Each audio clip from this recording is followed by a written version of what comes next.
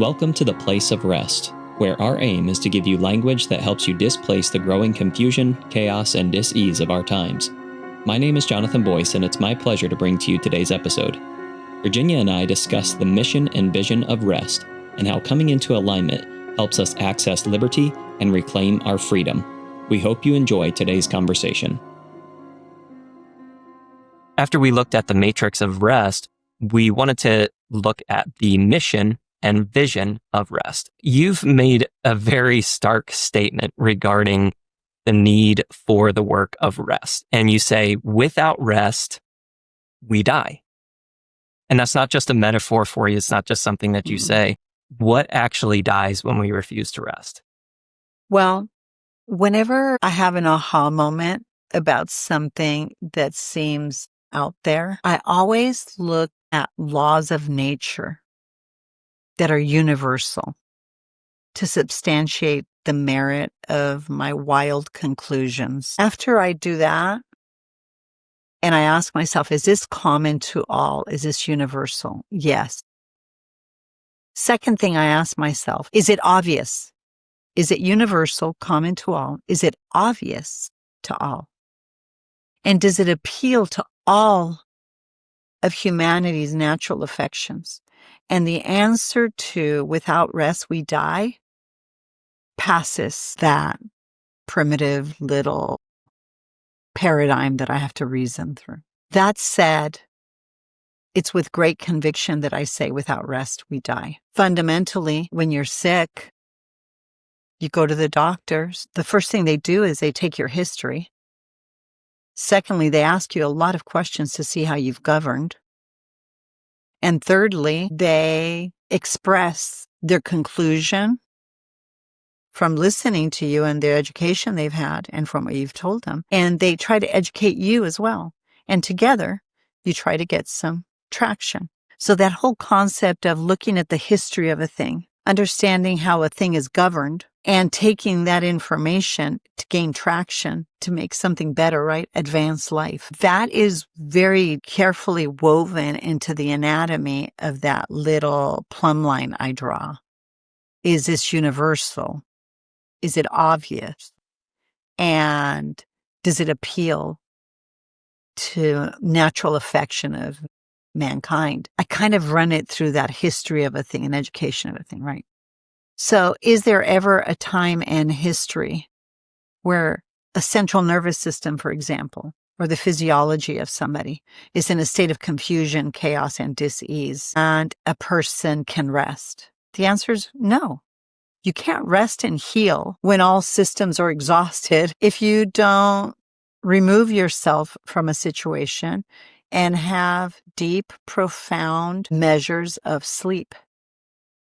You just can't do it. An organism can't survive without sleep. But sleep is a physiological external function of rest. But internally, a lot of other complex factors are taking place autonomically, well explained by the circadian rhythms. And I invite our listening audience to kind of take a few notes and go check this stuff out. But it's impossible for the body to do what? To heal. So although you say, Virginia, I have no problem falling asleep, I hear that all the time. Yes, but because you're falling asleep doesn't mean you're in a state of rest. And that's where the breakdown in our autoimmune systems happen. That's where we wake up feeling anxiety, depressed, angry, fearful. There's a communication breakdown between systems, and we have to find out where the breach in communication is and why between the spirit, the soul, and the body. And thankfully at rest, we have a lot of biometrics that we consult to do that. And we listen very carefully to what people say with our hearts, but we hear and we document the narratives that they divulge.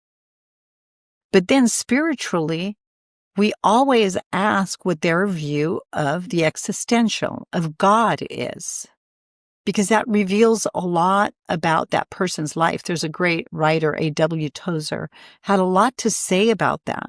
Why? Because he believed that man, and as do I, and I think we can prove it, that man is the dwelling place of God.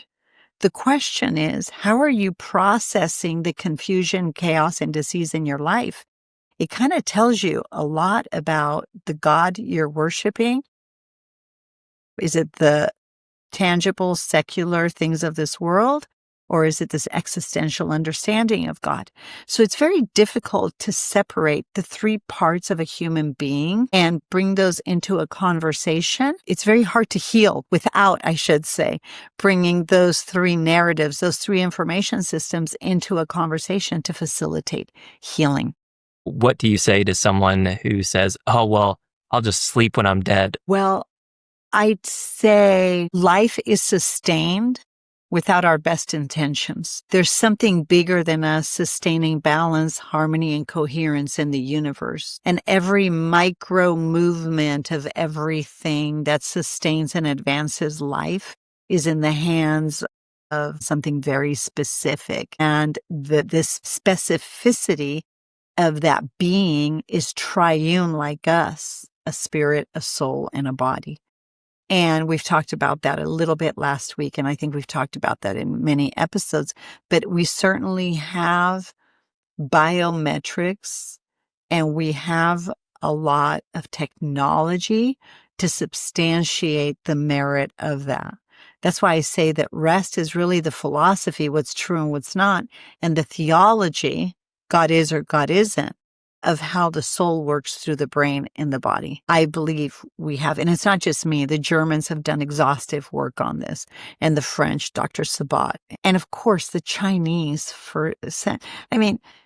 ancient practices of wellness and healing have tapped into the wisdom of the Creator and the creative order of things throughout the ages. So this information, this knowledge has been around for a long, long time.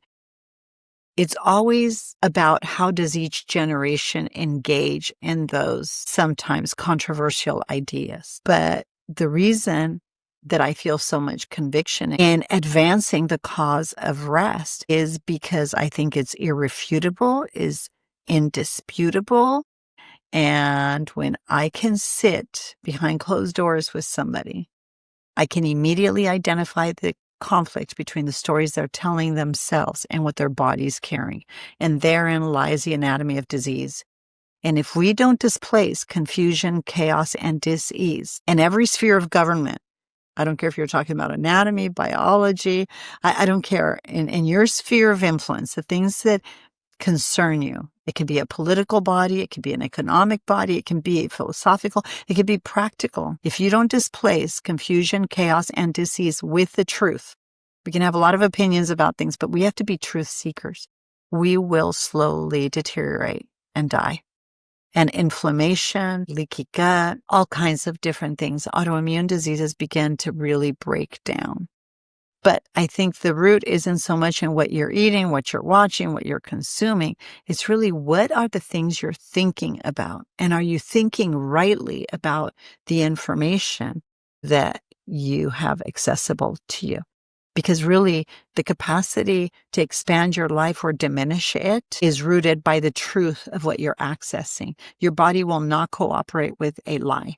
So going back, that's a long answer, but going back to your question, if you go to bed thinking that everything you swept under the carpet is just going to magically go away, it's not. The secrets that you have, it's nobody else's business because it's just your business. They'll destroy you. The shopping you hide and you stash, or the porn that you conceal, the spending that's out of control that convicts you, the drugs or alcohol you're consuming, the lies you're telling, the gossip you keep advancing.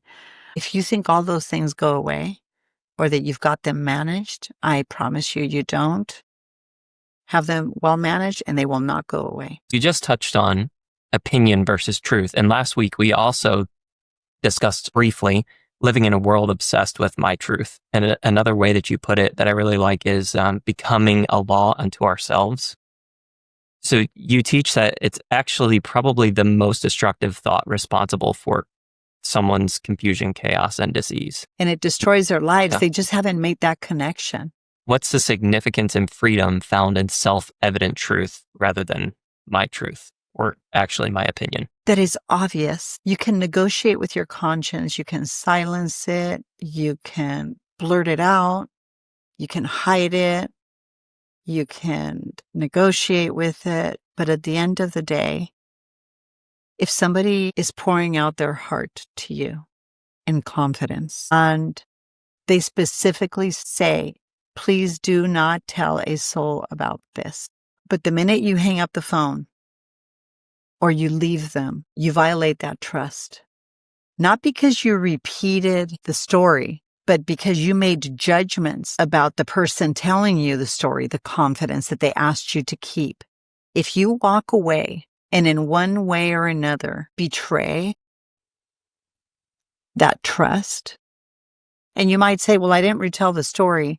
No, but you turned around and you made a character judgment about the person who shared something very private. You're committing an assault against yourself. I'll never forget years ago, there's a very, very, very, very large global company. And one of the top leaders of that organization here in Southern California went through a horrible time in her marriage. And a lot of very private and ugly things came out in the open. And this person happens to be a very, very near and dear to my heart. I've known her for many, many years. And the second person says, wow, years passed. I didn't see her and talk to her. Life, we all get busy. A third person came up to me and said, did you hear what happened in the marriage and the organization? Everything's falling apart. And gosh, how a husband was always indiscreet and we always knew he was a cheater or whatever. And did you hear what happened? I thought you should know. And I said, excuse me, actually, I'm very uncomfortable with this conversation. And I would rather, I am able to call that person directly and ask her. But the fact that she hasn't called me, she's drowning in this kind of thing. Perhaps it's not productive for us to continue to advance all these rumors, whether they're factual or not. It's none of our business. And if she thinks that we need to be part of that conversation, she'll call me. If she thinks I need to be part of that conversation, she'll call me. And sure enough, a few months later, I saw her and she started crying, my friend. And just said, Virginia, you can't imagine everything that's happened and what's come with it. And I just said, wow, tell me about it. And she said, are you kidding? You haven't heard? And I said, well, I did. I've heard a lot of things, but I don't give any of them credence. I know that I can ask you directly, and I could have asked you then, but the time would come when we would have this opportunity to talk. And I think that's what it is to love somebody fully and completely and to love somebody well. So the opinions of everybody else didn't matter. What they thought was true and not true, and the experiences they had with this couple were absolutely inconsequential to me. And so we have to be able to shut those things down, I think, or at least to feel a measure of confusion, chaos, and dis-ease within ourselves and say, why are you telling me this? This is horrible. It's like you inviting me to watch somebody undress without their knowledge. But it's worse, everybody else is undressing them and you're inviting me into that conversation. So I don't know. I can walk away from that with a heavy heart, but I'm free. And I'm not tainted by the rumors. And by the way, I invited that other person, of course, to not further taint herself or to stop the hemorrhaging and the stains that come with it. And I think that's how we live rest. The only other thing I would say briefly is there's so much hate speech and there are so many forces trying to divide us on these political fronts. And I would invite our listening audience to say, wait a minute, politics come from policies. But what's the individual self-governance of those people? And the honest answer is we really don't know. So I think we need to become very discerning about the information we consume and ask ourselves, is what she's saying universal? Is that really obvious? And is it speaking to my natural affection? Why am I letting everybody else define everybody's character and conscience outside, of course, of what is proven that they've done? But why am I going to be anxious, fearful, angry, depressed about hearsay. At the end of the day, you barely know what's really fully going on in the hearts and minds of your own children and your husband and your best friends. Give me a break. Examine your own heart. Weigh out your own motives. Every time you have the propensity to become fearful, hateful, judgmental about another person, say, wait a second, is what I'm hearing stuff I've struggled with myself? And why are you telling me this story? What's your source? What's your authority? And until we start doing that, I think we're going to self-destruct in our private, personal, professional, and public lives. I think this has to stop. And when we heal the hemorrhaging in our own heart, that provides the space for healing the hemorrhaging heart of a nation. Right. And it's displacing the confusion, chaos, and disease. And one of my favorite things is a phone call, because people are always complaining about somebody, how they go on and on and on in a conversation at lunch. They go on and on and on. Well, they can't go on and on and on without your permission. So why does it become more comfortable to talk about somebody else and what they're not doing right, neglecting what you're not doing to be a little more integritous in the context of that conversation? We covered a very natural social dilemma, which is gossiping. The second one is a very normal, natural, common dilemma we have, which is how we engage in political discourse, right? And the other is, gosh, if you're uncomfortable with something, please give the other person the courtesy of putting a hard pause in a conversation, at least. Pivot or excuse yourself. There's so much you can do. But the point of all those three stories isn't the depravity of another person. It's examine the depravity within yourself, the conflicts within yourself. Because I think if we're real honest, the stuff we judge other people of, we do. Or about. The things that we bring judgment on others, or that we, I should say, cast judgment on others. We do, we say, we think. Look inward. Yeah. That has completely changed the way, like, whenever I start to blame somebody else for something, I immediately now think, okay, where am I actually doing this first? Yes. And what do I find so offensive about another person? The thing we generally find most offensive are compromises we make and things we're disgusted about ourselves. So rest is an invitation really to examine yourself. God said to Isaiah in a time very much like our own, come and reason with me. Though these internal conflicts and these fears and the confusion, chaos, and disease of the age, the anger, the frustration, the fear that you feel in your heart, Isaiah, about what's happening in the times, the disgust, the disdain, come, reason with me. I will turn all that around, and the brilliance of what you see and understand and what you know will be so compelling that then you can truly be an ambassador of hope for your generation. And I think that's what we want to invite people to, Jonathan. Last week, we discussed the matrix of rest. You talked about the gift of rest and explained why we get stuck with the anatomy of dissent. And that brought us to the specific set of lies that derail us. I want, I need, I deserve. So if someone feels trapped or buried alive in their own anxiety right now, or everything that's going on around them, what's the first step to freedom? There's a breach in communication between my spiritual convictions, my psychological convictions that are explained by my soul, my mind, my heart, my will, my conscience, my feelings, and how my brain's processing everything. So there's a breakdown in communication in those three things. And personally, my go-to is in very practical things.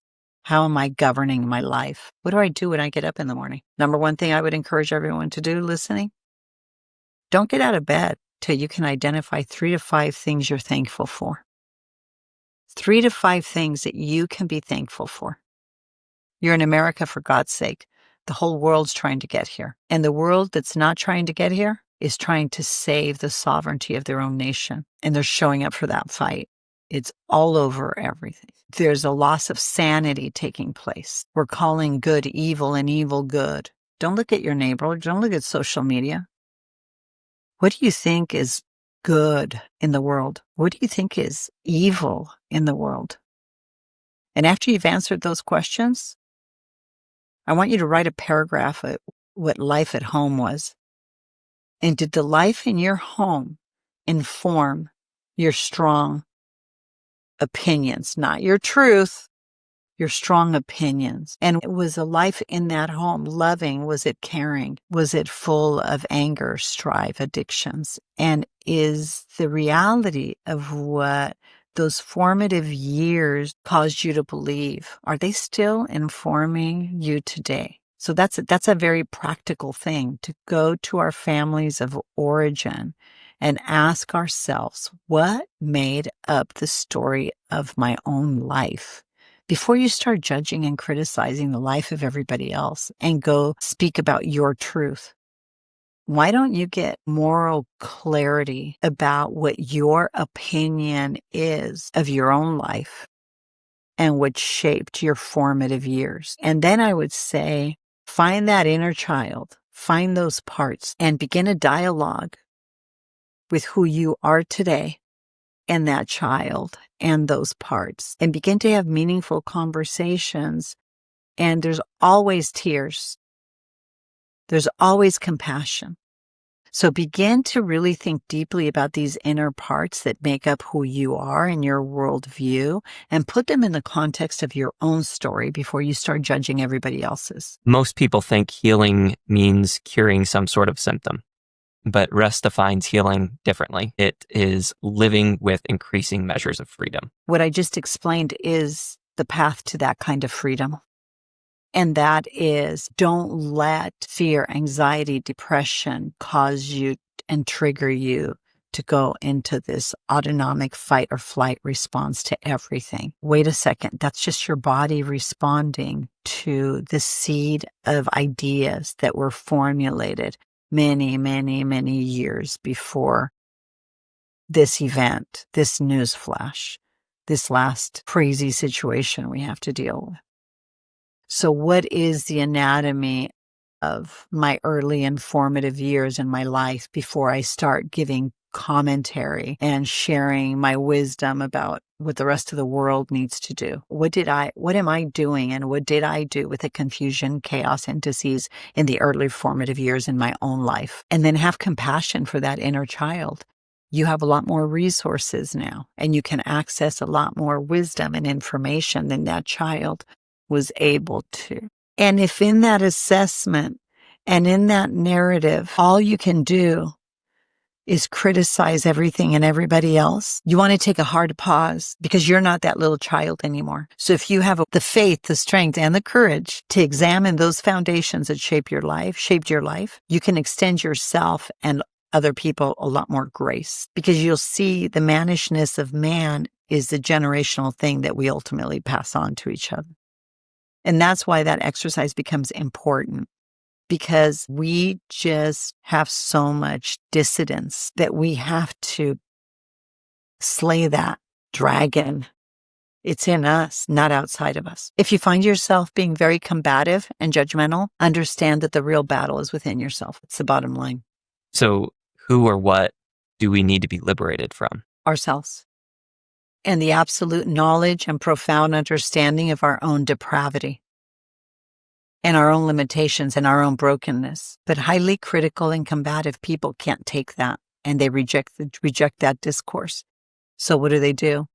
We're seeing it on the streets. We're seeing it played out in the violent expressions of even censorship. And I know we're not at liberty to get into that, but look what we've just experienced that you informed me of: censorship. And they're trying to shut us down and silence us and not connect with narratives that they're not in agreement with.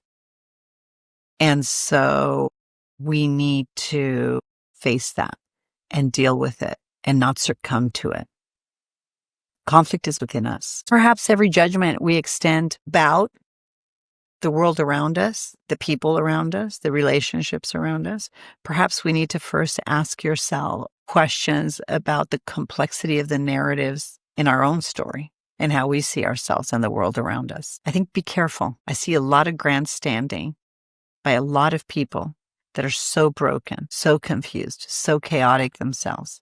And then they're trying to shove their agenda down our throats or down another person's throat in the name of expression and free expression. Yet they prohibit and deny and forbid the reciprocal to take place. Well, then we're not having conversations. We need to have conversations with each other. There's nothing wrong with expressing your opinion, passionately expressing your opinion. But there is a measure of decorum that I think is necessary to restore the dignity of our humanity. And nobody's going to give that to us. The people that want to control us want to reduce us to behave like animals. But I think we need to restore a measure of decorum. I always used to say years ago, we need to restore a culture of honor. When a person is really combative and engaging, they're buried alive. They're buried alive. And the natural state of a human being is really depraved. It's we want, we need, and we deserve, and we're going to be heard and take what we want and what we need. But it's the path to destruction because the central nervous system, the impulses, the flesh is driving their choices and their behavior. That's not a life of rest. A life of rest is when your deepest convictions of the soul are able to govern, direct, regulate, and control your passions. That's self-government. We teach that to toddlers. We teach that to children, or we should be teaching that to children. And when we don't develop the skill of doing that into adulthood, you get what we're seeing. And a lot of people that have no sense of identity, incredible shame, destruction. And it is, and by the way, we don't have to worry about it because evil will never stand because it doesn't advance life. So this is an evil that we perpetrate against ourselves. This is an injustice we impose on ourselves when we aren't honest with ourselves about us. Stop talking crap on everything and everybody else around you. Examine yourselves. Now, if we're going to restore the hemorrhaging heart of this generation, we need faith, strength, and courage to engage in the conversation with what's true. For example, this republic has a very specific history. It is very well documented in primary sources, not the interpretation of the history by your professors, and the distortion of information in the history books that have been rewritten for the last 40 years, commenting on, theorizing on what the framers meant by what they said. Shut up about it. I'll go read the primary sources and discern those things for myself. I'm not encouraging you to tell somebody shut up about it. I think we need to shut up about it before we criticize everything and everybody else and go read the primary sources. And you will see that this form of civil government was meant for a moral people that had the capacity to discern what is lawful from what is unlawful, what is just from what's unjust, what is right from what is wrong. It was meant for moral people. Freedom cannot be secured by a people that don't understand liberty, and that is their capacity to self-govern, to advance these principles of life. So when it comes to things like this and these very specific narratives that are competing, right, in the marketplace of ideas today, you've got to understand there's a lot of propagandas, there's a lot of lies, and we have to become wise in identifying those lies. But before you jump on bandwagons to accommodate your own depravity, because all of a sudden you have community in these little pockets and you can out yell, outpost, out whatever people are out there doing now.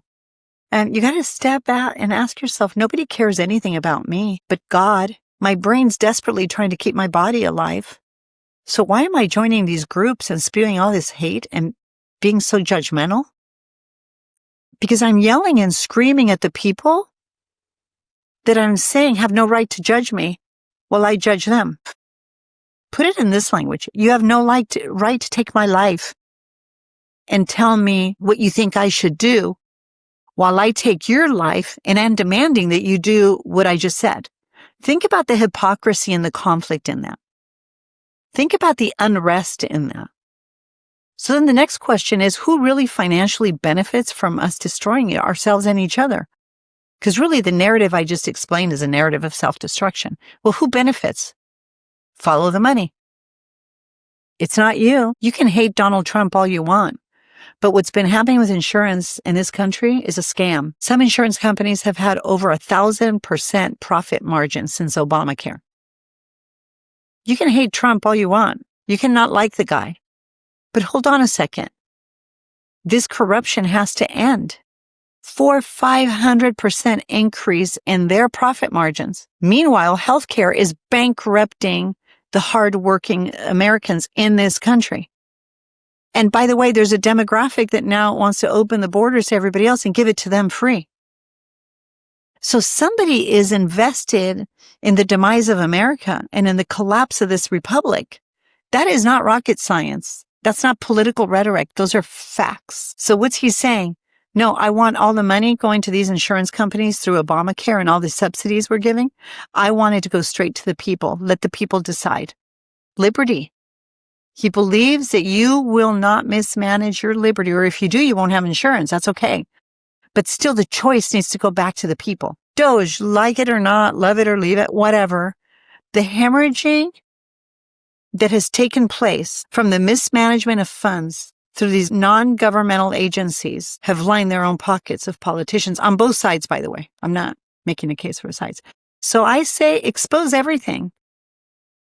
That's what we're watching happening. We're watching the collapse of a corrupt system because everything that is false will not stand.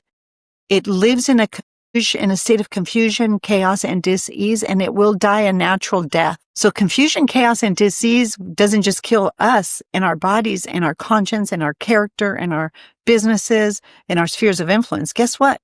It kills corruption in government in this republic because we have independent branches of government that were established not by the will of man, but according to the design of God. And your very Constitution, as I mentioned earlier, bears witness of the necessary balance, harmony, and coherence to sustain life. In summary, for the person listening who just feels buried right now, they just want some measure of clarity, order, and ease that R.E.S.T promises. What's one thing they can do today to start that journey? To the best of your ability, have an honest conversation with the person you trust most in your life. And I would say, I've been thinking deeply about my life, the conversations I have, the things I say, the relationships I've cultivated, the direction I'm going. And I feel a lot of confusion, chaos, and dis-ease about all of it. And I was wondering if you would be willing to have a different kind of conversation with me about me. They're going to say, yeah, what are you talking about? What do you mean? Well, I notice I'm very critical about political things and I'm very passionate and I've become condescending and disrespectful in how I address people. This is for people on both sides, by the way. And I don't know if I was going to be real honest with you. I feel awful after. It's violating my conscience. And I realize I can't just stop there with the things I'm talking about and how I'm showing up for conversations. But I think it's kind of deeper. I don't think I've been integritous about how I've lived my life. Examine yourself and speak truth and invite somebody else to be a sounding board with you about you. Don't say, can we be accountability partners? I tell you, you tell me. No. If anything we said here is compelling you to think differently about yourself and how you're showing up for life, find somebody that you respect to have this conversation with. It can be a great grandmother, by the way. It can be a grandmother. It can be a mother, by the way. You might say, my mom's not safe. My dad's not safe. Well, then why don't you hit a hard pause and find out why they're not safe? I know. I already knew. They raised me. They were awful to me. Really?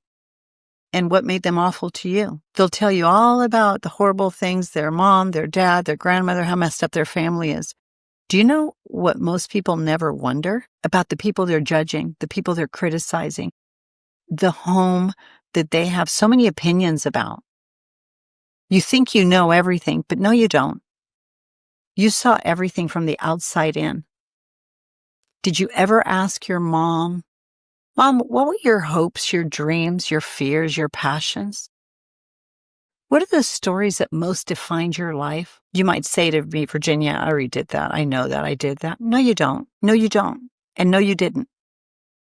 Because when they answered you, I can tell you most of you never said these words. Wow, Mom, you've told me that story about 100 times, but I never asked you to tell me more. How did that impact you? Where were you at? How did you feel? How did you overcome that? Is that why you always said this to me? I never understood.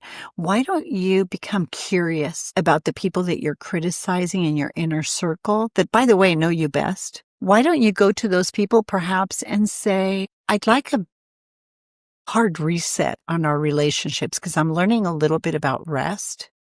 And I've realized the confusion, chaos, and disease that's within me. And we've done life together. You know the most about me. And I want to explore where the breach, the breakdown in communication was. But Mom, I don't even know any, or Dad, or Grandma, I don't know anything about your story, really. No, yeah, you told me the stories. And then ask God, you guys, ask God, or wonder, what's another question I can ask them about this? And when you find that person to become a sounding board, commit to meet with them once a month. And that person might say, hey, can I do the same with you? Would you be willing to reflect back to me? What was it like to have me as a mom? Or me as a father? Remember the day when X, Y, and Z happened and you did this and then I got so mad and then I did that? I never even asked you how you felt because I was so mad. So whether you're a mother, a daughter, a father, whatever, find that person. And I would challenge everyone to have faith to go to the people who love you most and know you best, to have the strength to know that they're flawed. You know all their flaws. They know all yours. But this isn't a conversation just between them. Invite God into that conversation and ask for revelation about mysteries you're going to find out from those conversations. And then this takes a lot of courage. This isn't easy. And every time you're tempted to say, I already know that, I already told me that story 100 times, stop yourself. No, you don't. And no, they didn't. This is different. People talk at each other and we all hear each other, but we don't listen. So finally, I would encourage everyone to not only find that person and pray about who that person is, but create the framework that you're in a state of unrest and dis-ease spiritually, emotionally, and physically, and you'd like to have meaningful conversations with somebody that knows you best. That's why you'd like to go to them and give them the option to opt out of that conversation, by the way. Give them permission to opt out of that conversation because this is going to go deep. So during the course of the next 12 months, as we start our Living R.E.S.T program, we're going to start in January with our first responders. But why don't we engage and kind of follow some of the narratives and see what we can together work through and examine? And then invite them also, to do the same. Listen. Oh, that was the third one. Listen. Listen with your heart. And everybody should go on and find out how to listen. And if there was one current voice that I would encourage everyone to listen to is Gabor Mate, the myth of normal. What's normal? Why are you judging everybody and yourself? What's normal? How about what's authentic? What's integritous? What's morally sound that I'm not violating myself? What a great time to do this at Thanksgiving. Show up to, that didn't occur to me, but now that you mention it. Show up, find, and ask God, who's that person that I can say during the course of this next year, can you be my mirror and reflect back to me how you've perceived me? Because I don't think you've perceived me in the same way that I've wanted to be perceived. I don't think the world perceives me like I want to be perceived. So I thought I would go to people who have been around me the most so you can tell me how you've perceived me, because I think you're going to help me identify the conflicts I have within myself. And then those of you asking those questions, maybe you can ask this as a Christmas gift. For 1 year, once a month, 12 meetings, would you be willing to have a cup of tea with me and continue to help me displace confusion, chaos, and dis-ease that I have about myself? That would be the best gift you could possibly give me. You've all talked at each other a lot, but nobody listens. I'm telling you, nobody listens. And I include myself in that. I've had to learn how to listen, and I still don't think I am as good as I want to be. We hope listening to this episode has brought you closer to experiencing the freedom of wholeness and healing. If you have questions or comments about today's episode, or for updates about rest, please visit our Instagram or Facebook at The Place of Rest. If you would like more information about Virginia, or to support and join the cause of rest, please go to theplaceofrest.com/donate or call 949-289-5935. Thank you for listening to Rest with Virginia Dixon. We'll see you next week.